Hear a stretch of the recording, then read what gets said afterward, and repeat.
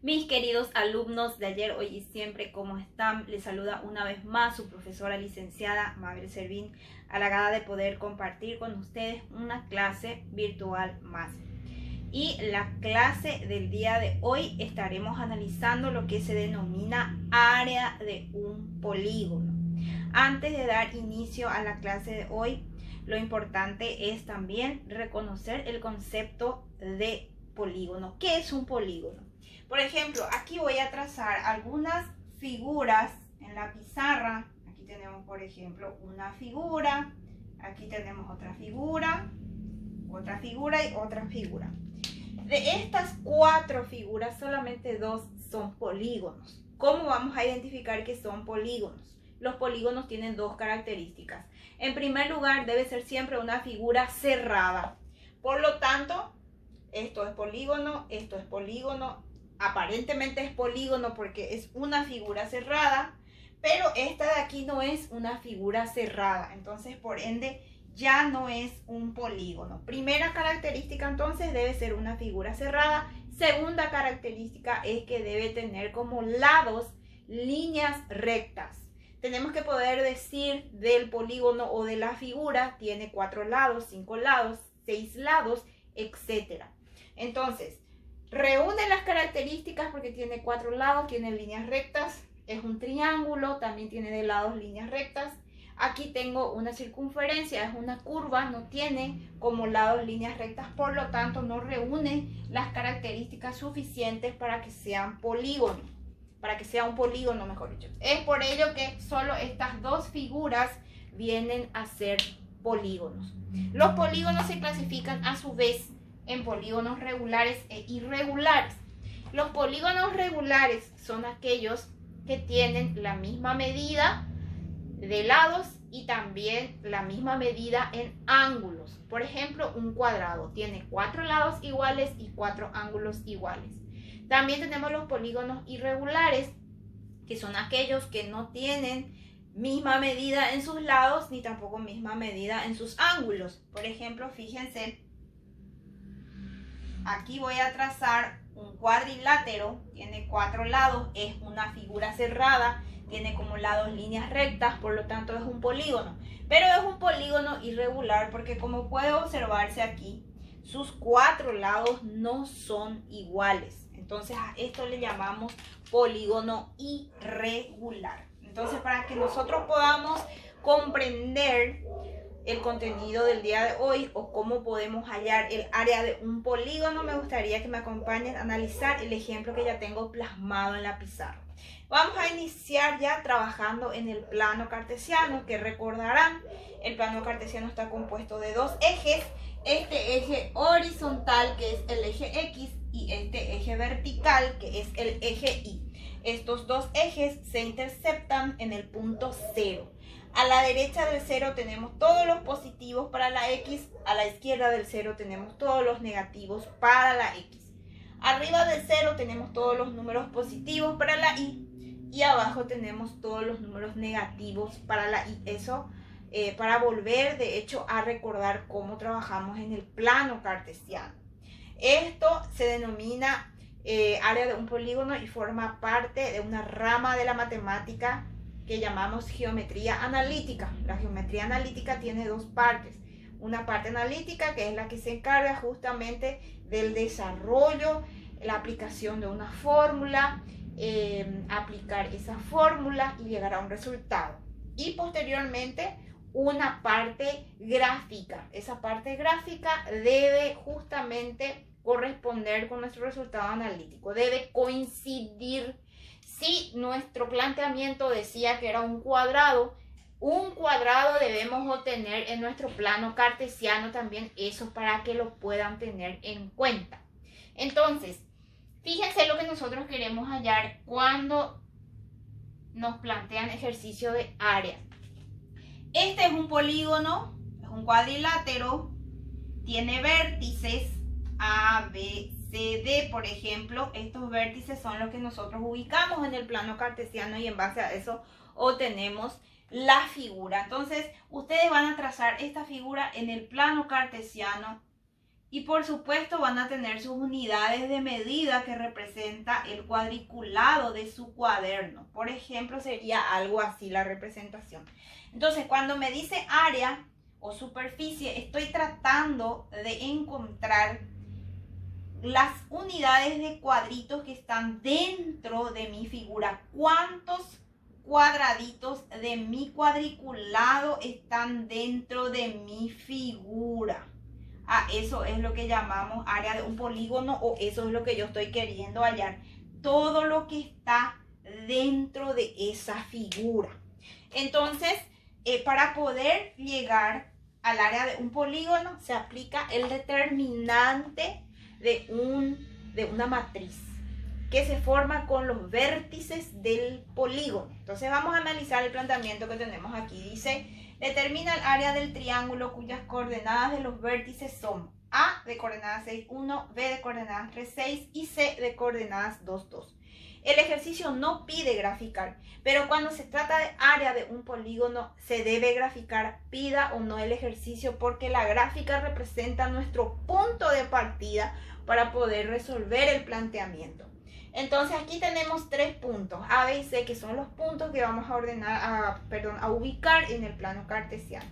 Cada punto tiene 2 valores, como ustedes pueden observar aquí, que se denomina par ordenado. Par porque viene de 2. Ordenado porque el primer valor que yo tengo aquí es siempre para la X. El segundo valor es para la Y. El primer valor es para la X. El segundo valor es para la Y. El primer valor para la X y luego el segundo valor para la Y. Siempre. ¿Cómo ubicamos estos puntos? El primer valor que tenemos aquí, que es para la X, nos indica si nos ubicamos a la derecha o a la izquierda del plano cartesiano según el signo. Si es positivo hacia la derecha, si es negativo hacia la izquierda.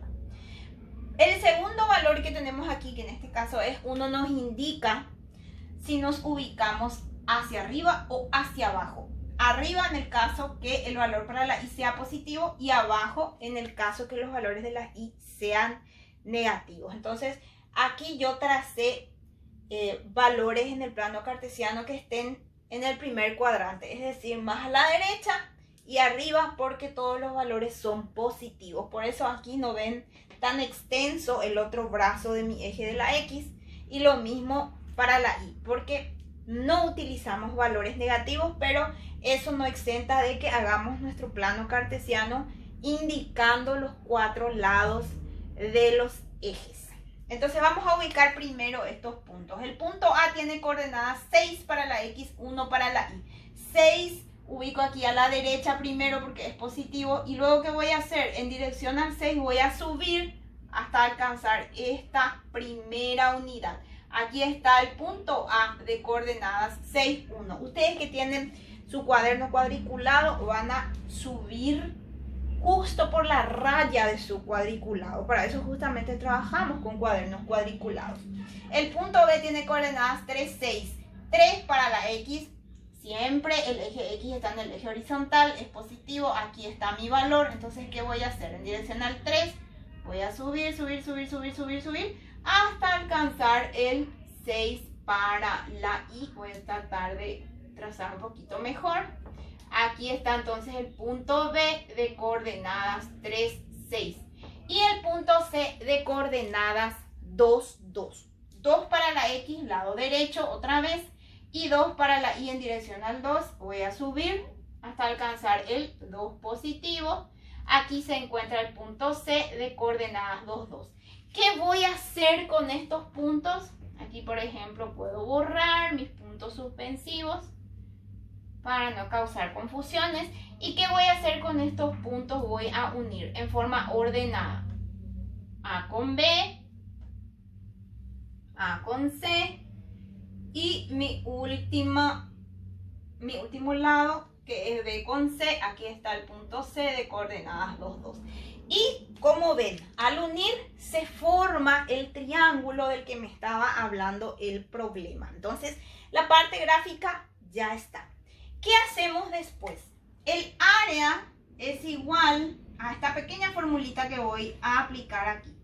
El área es igual a un medio por el determinante que se forma con los vértices del polígono. Estos vendrían a ser los vértices A, B y C.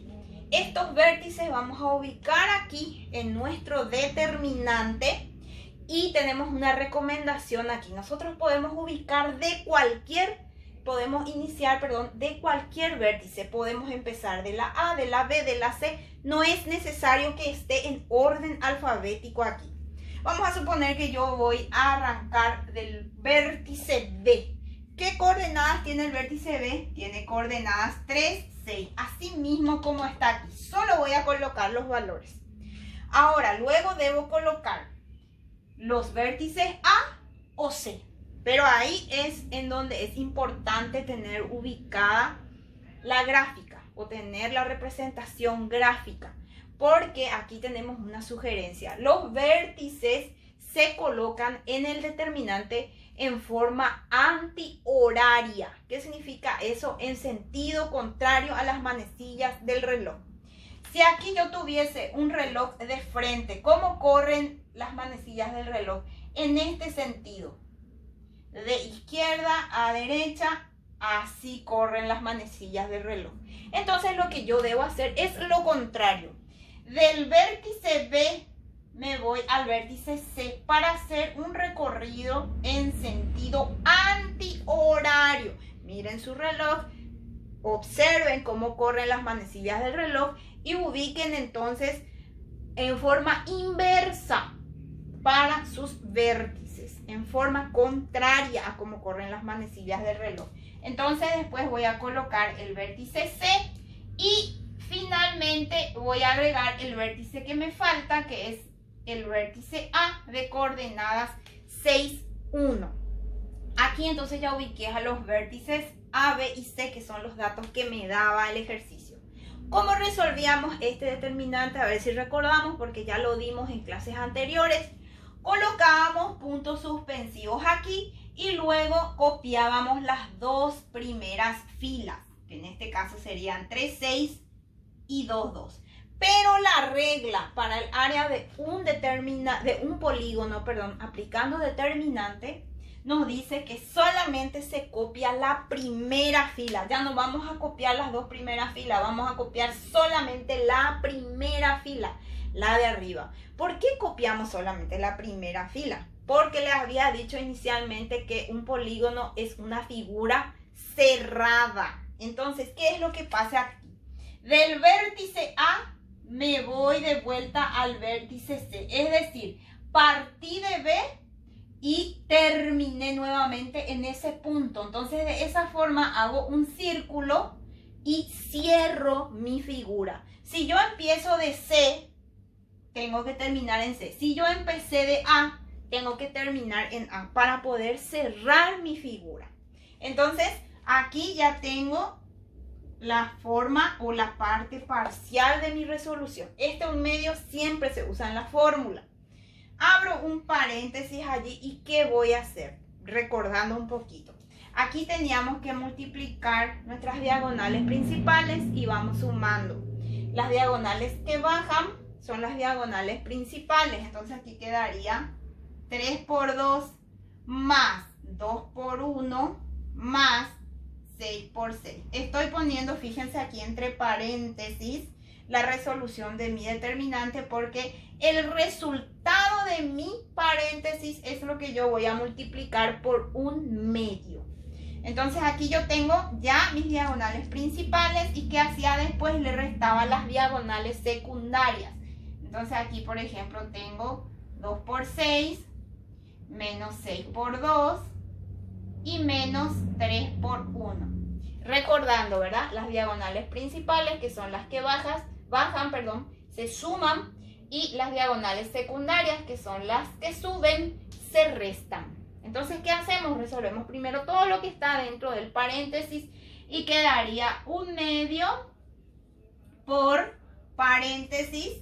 Primero todas las multiplicaciones y atiendan también los signos porque cada uno de los vértices bajan con su signo. Si acá hubiese tenido menos 3 en lugar de 3, cada uno baja con su signo. Aquí iba a ser negativo, aquí también negativo, pero como en este caso solamente son valores positivos, pues cada uno con signo positivo. Entonces aquí tendría 3 por 2, 6, más 2 por 1, 2, más 6 por 6, 36, menos 2 por 6 que es 12, menos 6 por 2 que también es 12, menos 3 por 1 que es 3, y cierro mi paréntesis. ¿Qué voy a hacer después? Voy a resolver lo que esté dentro del paréntesis primero. Entonces tenemos 6 más 2 más 36 menos 12 menos 12 menos 3. Resultado final 17. ¿Qué me salió 17? El resultado del paréntesis. ¿Y qué hago en esta última parte? Cuando yo tengo un medio, en realidad significa obtener la mitad de este valor. Si ustedes hacen en la calculadora un medio por 17, eso les va a arrojar la mitad de ese valor. Por ejemplo, si del paréntesis me hubiera salido 20 en lugar de 17, sería un medio por 20, es decir, obtener la mitad de 20. Y la mitad de 20 es 10, entonces sería aquí 10 el resultado. Pero como en este caso salió 17, el resultado de nuestro paréntesis, la mitad de 17 es 8,5.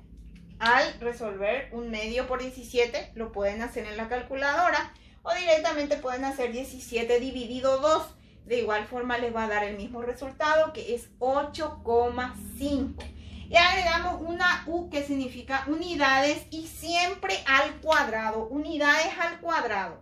Las unidades al cuadrado se representan justamente como unidades para superficie o área. Entonces de esta manera ya terminamos de resolver el ejemplo número 1. Y aquí les hago una observación muy importante también antes de cerrar este ejemplo. Les había dicho inicialmente que los vértices del polígono se colocan en sentido antihorario. ¿Por qué colocamos en sentido antihorario? Porque si nosotros ubicamos los vértices en sentido horario, el área resultaría negativa. Aquí, por ejemplo, en lugar de 8,5 estaría saliendo menos 8,5. Si al llegar al resultado final me está quedando un valor negativo, algo estoy haciendo mal. El área siempre debe salir en positivo, porque son medidas. Perímetro, área, todo ese tipo de problemas deben salir siempre con resultados positivos. Si aquí al llegar al resultado final, al obtener ya la mitad de mi paréntesis, resulta un número negativo, algo estoy haciendo mal. O si el resultado de mi paréntesis ya arroja un número negativo, algo estoy haciendo mal. Por ello siempre debo ubicar en sentido antihorario los vértices de mi figura. Y mi polígono puede ser un triángulo, un cuadrado, un pentágono, un hexágono. Eso ya dependiendo de los planteamientos o los enunciados que lleguemos a analizar en los ejercicios. Espero que hayan comprendido, que les sea útil para el desarrollo de sus actividades. Irán recordando de qué se trata también determinante de una matriz. Nos estaremos viendo en una próxima edición. Queridos estudiantes, fuerza, ánimo y éxito siempre.